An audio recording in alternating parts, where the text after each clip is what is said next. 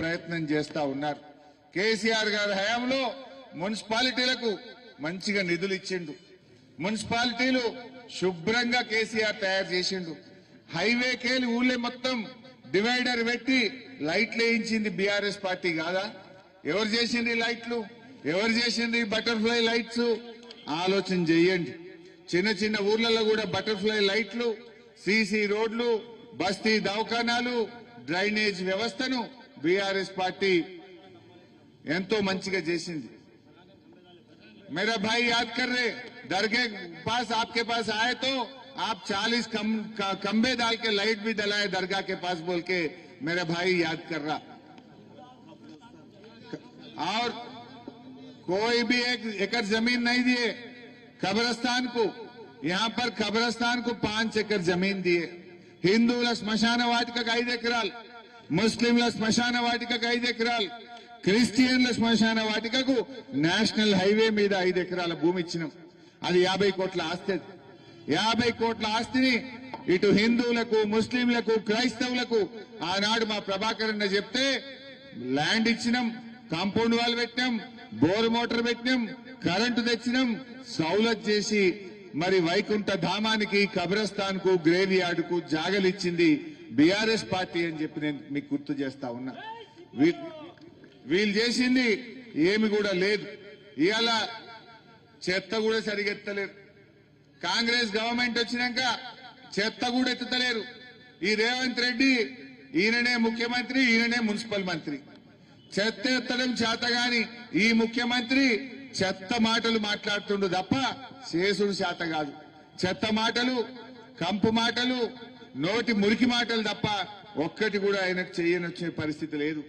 చెత్త తీయడం కూడా చేతగాని మంత్రి. ఇంకా ఈయన ఏందో దావోస్ పోతాడట, ఈయన హార్వర్డ్ పోతాడట. నువ్వు హార్వర్డ్ పోతేంది, దావోస్ పోతేంది, చెత్త ఎత్తడం చేతగాని మంత్రివి నువ్వు. ఏమన్నా పేదలకు సాయం చేసినవా? పేదలకు ఇచ్చిన మాట నిలుపుకున్నావా? ఆలోచన చెయ్యండి. ఉల్టా ఏమంటుండి ఇప్పుడు? ఏమన్నా గట్టిగా అడిగితే పేగులు తీసి మెడలేసుకుంటా, కండ్ల గుడ్లు ఉడవికి గోటీలాడతా, లాగుల తొండలు జొర్రగొడతా. గిదా ముఖ్యమంత్రి మాట్లాడేది? చేతులకు బేడీలేస్తా. బిడ్డ నీకు శాతనైతే 4000 పింఛన్ ఇచ్చి ఇచ్చినావా నాకు ఓటేయమని అడుగు. నీకు శాతనైతే మహిళలకు 2500 ఇచ్చినా మాట నిలుపుకున్నా ఓటేయమని అడుగు. నీ మొఖానికి ఎరువు బస్తాలు ఇచ్చే తెలివి లేదు. రైతులు యూరియా బస్తాలు దొరకక ఎంత ఇబ్బంది పడుతున్నారు. ఇవాళ రైతులకు రైతు బంధు పట్టలేదు.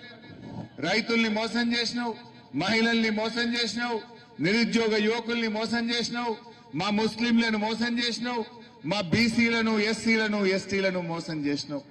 అన్ని వర్గాలను కూడా మోసం చేసిండు.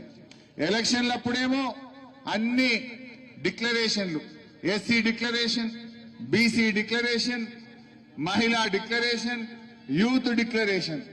ఎలక్షన్లు అయిపోయి కుర్చీ మీద కూర్చోగానే బూత్ డిక్లరేషన్. ఇప్పుడు అంతా బూతులే. ఇక SC, ST, BC, youth declaration మరిచిండు, బూతుల డిక్లరేషన్ స్టార్ట్ చేసిండు. యాడికి పోయినా బూతులు మాట్లాడు తప్ప ఎస్సీల గురించి మాట్లాడాడు, బీసీల గురించి మాట్లాడాడు, మహిళల గురించి మాట్లాడాడు, మా యువత గురించి అసలే మాట్లాడాడు. మరి ఈ బూతుల ముఖ్యమంత్రి కాదు. ఈ బూతుల ముఖ్యమంత్రికి 11వ తారీఖు నాడు మీరందరూ పోలింగ్ బూత్ లో గట్టిగా బుద్ధి చెప్పాలి. బూతులొద్దు, మాకు పథకాలు కావాలి, మాకు డిక్లరేషన్లు అమలు కావాలి. నీ బూతు మాటలతో మాకు పని లేదు. నువ్వు ఇచ్చిన హామీలు అమలు చేయమని పోలింగ్ బూత్లలో 11వ తారీఖు నాడు కారు గుర్తు మీద ఓటేసి ఈ చెత్త మాటలు మాట్లాడే రేవంత్ రెడ్డికి గుణపాఠం చెప్పాలని చెప్పి నేను మీ అందరినీ కోరుతూ, అమ్మా ఒక్కటే, చింత ప్రభాకర్ అని ఇన్నే ఉంటాడు ఆ సదాశివపేటలో. పిలిస్తే పలుకుతాడు, కష్టం వస్తే నిలబడతాడు. ఇవాళ కొన్ని మంచి పనులు చేసిండు. మీ ఎన్నటికైనా ఈ చింత ప్రభాకర్కే మీ మీద ప్రేమ ఉంటది. జగ్గారెడ్డి ఆడుంటాడో తెలుసా మీకు? అడ్రస్ తెలుసా ఎవరికన్నా? చింత ప్రభాకర్ అని ఆడున్నాడంటే మాత్రం ఆటోని అడిగినా తీసుకుపోతాడు. తీసుకుపోడా మా ఆటో డ్రైవర్?